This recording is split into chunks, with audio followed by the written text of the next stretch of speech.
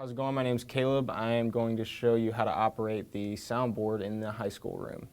So first, we're going to come up to the top right corner of the board. We're going to hold the power button for about 2 seconds until you see the light come on here.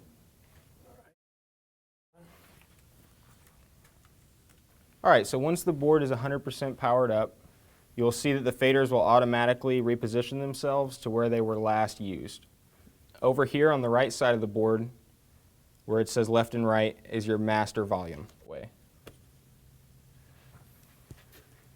Over here, we have the Worship Leader 3 channel, which is typically where our speaker is going to come out of.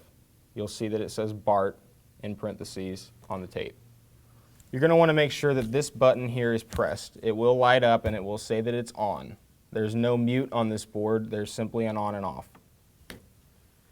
So you're going to want to grab your wireless mic, which is going to be in the mic drawer here on the left of the soundboard, and you're going to want to power that up like so.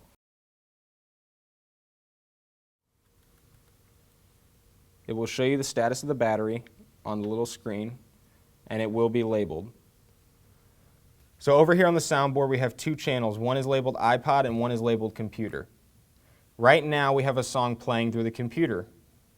So we're going to pull the fader up on that channel. Also, of course, you want to make sure that the channel is on, just like we did with the mic. Plug it into your iPod or iPhone.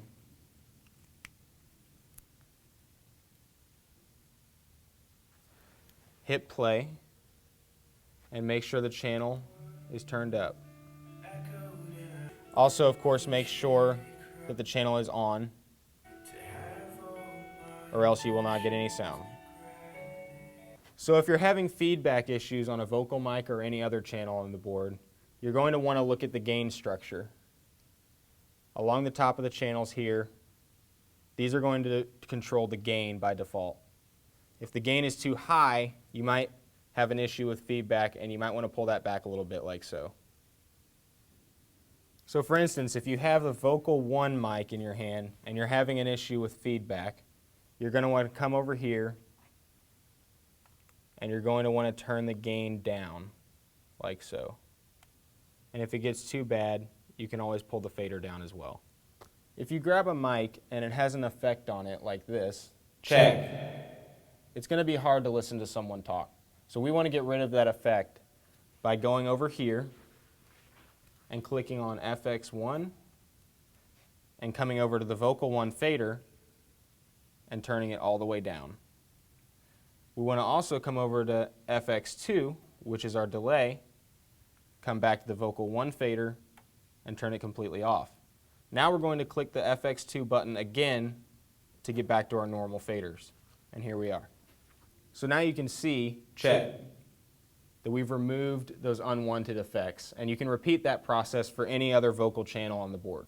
Anytime you grab a wireless mic and you're having an issue with someone cutting in and out, or you're just not getting a signal at all, the first thing you're going to want to check are the batteries.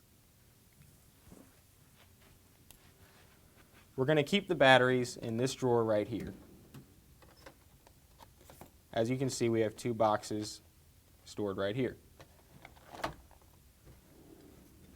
You're going to unscrew the bottom of the wireless mic, like so, where you can see both the batteries right there.